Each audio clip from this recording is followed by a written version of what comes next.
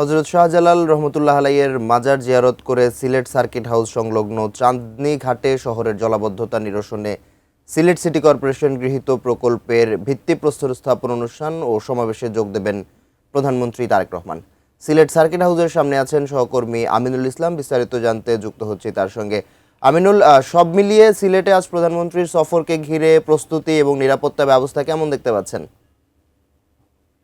প্রধানমন্ত্রী তারেক রহমান আজকে তার সফরে সিলেটে আসছেন। বেশ কয়েকটি প্রোগ্রামে তিনি অংশ নেবেন এবং বেশ ব্যস্ত সময়সূচি আমরা দেখছি। তার আজকে সকালে তিনি ঢাকা থেকে রওনা করবেন কিছুক্ষণের মধ্যেই এবং এরপরই তিনি সিলেটে পৌঁছাবেন এবং সিলেটে তার যে কর্মসূচি সেটি প্রথম কর্মসূচিটি হচ্ছে সিলেটের শাহজালাল রাদিয়াল্লাহু তাআলার মাজার তিনি জিয়ারত করবেন। সেখানে মাজারে জিয়ারত দেওয়ার পরে তিনি আসবেন এই যে সিলেটের বিখ্যাত কিন ব্রিজ, অর্থাৎ যেই জায়গাটিতে এটি অবস্থিত সেখানে কয়েকটি প্রকল্প এখানে সিটি কর্পোরেশন থেকে নেওয়া হয়েছে। সেই প্রকল্পের উদ্বোধন কাজটি তিনি করবেন এবং সেই আয়োজন আমরা দেখতে পাচ্ছি এখানে ইতিমধ্যেই নেওয়া হয়েছে।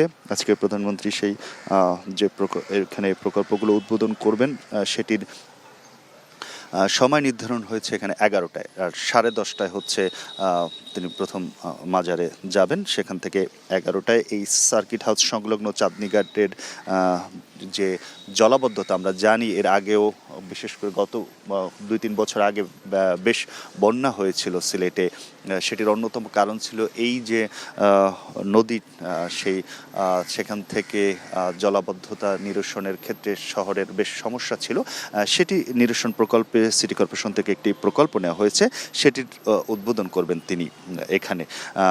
এই উদ্বোধনের পরে তিনি সিটি কর্পোরেশনের আয়োজনে একটি সুধী সমাবেশ, অর্থাৎ সিলেটের বিভিন্ন সেক্টরের ব্যক্তিদের নিয়ে তিনি সেখানে সুধী সমাবেশ করবেন। তারপরে তার যে অন্যতম কর্মসূচি বিএনপির এবার রয়েছে, জিয়াউর রহমানের হাতে ঘরা যে কর্মসূচি, সেই খাল খননের পূর্ণ খাল খনন কর্মসূচির অংশ হিসেবে তিনি যাবেন সিলেটের সদর উপজেলার কাশীপুর ইউনিয়নের 22 নদীর খাল তিনি পুনঃখনন করবেন।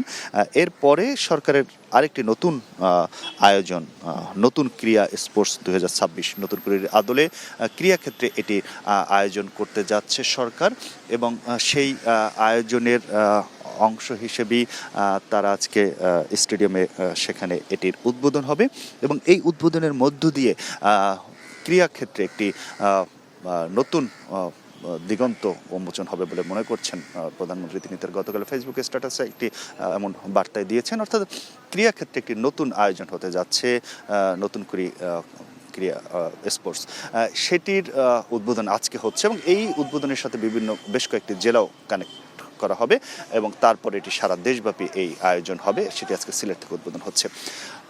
আজকে আমরা দেখছি তার ব্যস্ত কর্মসূচির মধ্যে এরপরে দলীয় নেতাকর্মীদের সাথে তার বৈঠক রয়েছে, তারপরে তিনি ঢাকার উদ্দেশ্যে রওনা করবেন। অর্থাৎ সকাল থেকে একেবারে সন্ধ্যা পর্যন্ত তার ব্যস্ত কর্মসূচি।